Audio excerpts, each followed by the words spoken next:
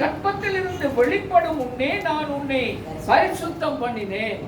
அதுக்கு பிறகு உன்னை ஜாதிகளுக்கு தீர்க்கதரிசியாக கட்டளையிட்டேன். அப்போ தேவனுடைய காரியங்கள் முடிந்து விட்டது. அவர் செய்து முடிச்சிட்டாரு. அதுல அவருக்கு ஒரு விதமான டவுட்டும் இல்லை. என்னுடைய மகன் இவன் தாயின் கற்பத்தில் உலக தோற்றத்துக்கு முன்பதாக என்கிறே தெரிந்து கொண்டார். எபேசியர் 1:4 நாங்கள் வாசிக்கிறோம். உலக தோற்றத்துக்கு முன்பதாகவே தெரிந்து கொண்டார். ஆனால் தாயின் கற்பத்திலே அநேகர் பிரசங்கம் பண்றாங்க என்னன்னா, தாயின் கற்பத்திலே உருவாகும் முன்னே இல்ல,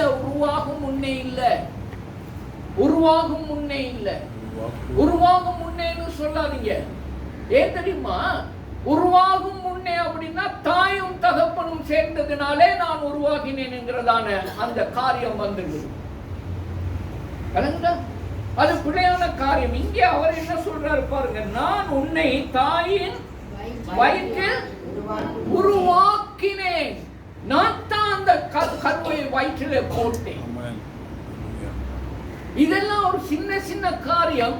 ஆனால் இதை நாங்கள் மிகவும் கவனமாக ஆராய வேண்டியது அவசியமாக இருக்கு.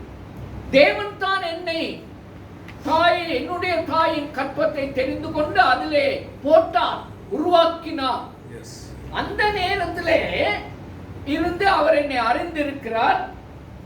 நான் அந்த தாயின் கற்பத்திலே 10 மாசம் அவர்கள் சுமந்து கற்பத்திலிருந்து வெளிப்படுகிறதுக்கு முன்பதாகவே என்னை பரிசுத்தப்படுத்தி விட்டார்.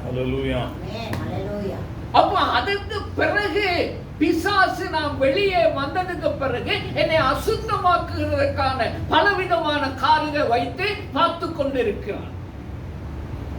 நல்லா விளங்கிக் கொள்ளுங்க அருமையான தேவனுடைய பிள்ளைகளே. பிசாசு இந்த காரியத்தை அறிந்திருக்க உங்களை விட என்னை விட அவனுக்கு நல்லா வேதம் தெரியும். இயேசு கிறிஸ்துக்கிட்டே போயிட்டு வேத வார்த்தையினாலே அவனை விளக்கல பார்த்தோம். அப்ப என்னை உலக தோற்றத்துக்கு முன்னே தெரிந்து கொண்டவர், என்னை தாயின் கற்பத்திலே உருவாக்கினவர், அந்த உருவாக்கி 10 மாதத்துக்கு அந்த இடைப்பட்ட காலத்திலே என்னை பரிசுத்தப்படுத்துகிறார். இன்னும் எனக்கு முகமும் வரல, காலும் வரல, எலும்புகளும் உருவாகல. நான் அப்பந்தான் உருவாகி கொண்டு இருக்கிறேன். 139வது சங்கீதத்துல அதெல்லாம் பார்த்து கொண்டே இருக்கிறாராம். எலும்புகள் உருவாகும் விதம் இன்னதுன்னு அவர் பார்த்து கொண்டே இருந்தார்.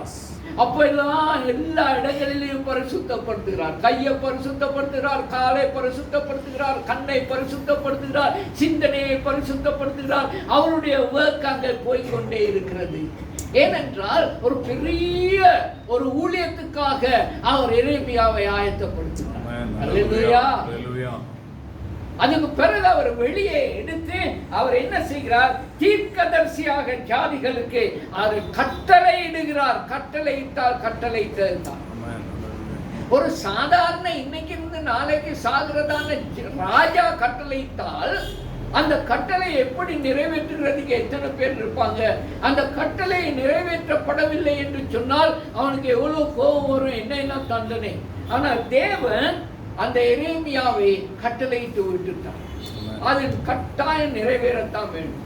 ஆனா அதுக்கு பிறகு அதை அவனுக்கு சொன்ன உடனே, என் கர்த்தாவே, ஆண்டவரே, இதோ நான் பேசுறதுக்கே எனக்கு தெரியலையே, நான் சின்ன பிள்ளையா இருக்கிறேனே, என்ன போயிட்டு இந்த பெரிய ஜாதிக்கு தீர்க்கதரிசியாக போட்டுட்டீங்களே ஆண்டவரே, நான் என்ன பயந்துட்டான்.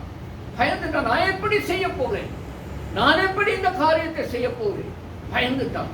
அப்போதான் ஆண்டவர் சொன்னாரு, நீ சிறு பிள்ளை என்று சொல்லாதே, நான் உன்னை அனுப்புகிற எல்லாரிடத்திலும் நீ போய் நான் உனக்கு கட்டளையிடுகிறவைகளை எல்லாம் பேசு. நீ பேச போகாது.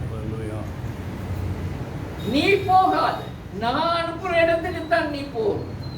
நான் சொல்றதான் நீ செய்யும். ஏனென்றால் தன்னுடைய கரத்தை, ஆண்டவர் கரத்தை நீட்டி என் வாயை தொட்டு, இதோ என் வார்த்தைகளை உன் வாயிலே வைக்கிறேன். உனக்கு பிடுங்க, இடிக்க, அழிக்க, கவிழ்க்க, கட்ட, நாட்ட இன்றைய தினம் உன்னை நான் ராஜாக்களின் மேலும் ஜாதிகளின் மேலும் ராஜ்யங்களின் மேலும் ஏற்படுத்தினேன். கர்த்தர் என்னோடு நேசர். அல்லேலூயா. அருமையானவர்களே, அதுதான் அருமையானவர்களே, எங்களை காப்பாற்றுகிறதுக்காக காக்கும்படியாக அவர் எப்பொழுதும் கூட இருக்கிறார். மறந்து போகாது. உலகத்துல ஒண்ணுமே எங்களுக்கு நடக்காது. எரேமியாவுக்கு வந்ததான கஷ்டங்கள் நீங்க வாசிச்சு பார்த்துருக்கிறீங்களா? என்ன பெரிய செயின்ல கட்டுனாங்க, எவ்வளவு பெரிய பாடு குழியில தூக்கி போட்டாங்க, என்ன அடி அடிச்சாங்க, எவ்வளவு உதைச்சாங்க, சாப்பாடு கொடுக்காம எவ்வளவு உதைச்சாங்க. ஆனா அவன் பயப்படல. ஏன்னா அவனுக்கு வார்த்தை வந்து விட்டது. தேவன் பேசிவிட்டார். இன்னைக்கு நேத்து இல்ல, உலகம் தோன்றதுக்கு முன்னுக்கே அவர் தெரிவு செய்து தாயின் கற்பத்தில் இருக்கும் பொழுதே பரிசுத்தம் பண்ணி ஆண்டவருடைய வார்த்தை வெளியே வந்துவிட்டார். அல்லேலூயா. உட்கார்ந்து கேட்டுக்கொண்டிருக்கிறது அருமையான தேவனுடைய பிள்ளைகளே, உங்க ஒவ்வொருவருக்கும் தேவன் ஒரு காரியத்தோடு தான் இங்கே அனுப்பியிருக்கிறார். சும்மா இருந்துட்டு சாப்பிட்டு குடிச்சிட்டு தூங்கி எழுப்பி சாகுறதுக்கு அல்ல. ஒவ்வொருவருக்கும் தேவனுடைய ஒரு கிருபை இருக்கிறது. ஒவ்வொருவருக்கும் தேவனுடைய ஒரு நோக்கம் இருக்கிறது, ஒரு சித்தம் இருக்கிறது, அவருடைய தரிசனம் இருக்கிறது. கேளுங்க, நான் என்ன செய்ய சித்தமாக இருக்கிறேன், நான் என்ன செய்ய சித்தம். பவுல் கேட்டான் இல்லையா, ஆண்டவரே நீ யார்? முள்ளில உதைக்காத, உனக்கு தான் கஷ்டம், நீ துன்பப்படுத்திக் கொண்டிருக்கிற தேவன் நான், இயேசு நான் தான் அப்படின்னு சொன்னார். எவ்வளவு துன்பத்தை கொடுக்கிறோம். அதுதானே பாஸ்டர் கத்துனாரு. ஆண்டவர் பார்த்துக்கிட்டு இருக்கிறாரு, இன்னும் மக்களை காணும். அவர் வந்துட்டார், ஆவியானவர் வந்துட்டார். இங்கே அவரு உட்கார்ந்துட்டு இருக்கிறாரு. நான் பரிசுத்தப்படுத்தினேன், நான் நியமித்த என்னுடைய பிள்ளைகளை நான் உலகத்தான் நான் வரப்போறான். அவன் இங்க வந்து பெர்னாயின் சன்ஸ்ல பரிசெடுத்து தின்னுட்டு போயிடுவோம். நாங்க எதுக்கு வர்றோம்? நாங்க இங்க தேவனை தேடிக்கொண்டு வர்றோம்.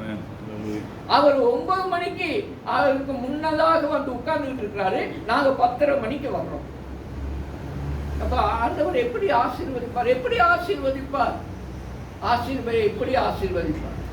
ஆண்டவர் எனக்கு அது இருந்துச்சு, எனக்கு இது இருந்துச்சு, நான் அங்க போனேன், நான் இங்க போனேன், நான் எழுப்புறதுக்கு பின்னே. அப்ப அவரை சொன்னாரு, அவர் சொல்லுவாரு, நானும் அப்படியே செய்வேன், நானும் உன்னுடைய இது சொல்லுது. நீ ஆகாரியம் பண்ணும்போது நானும் ஆகாரியம் பண்ணுவேன்.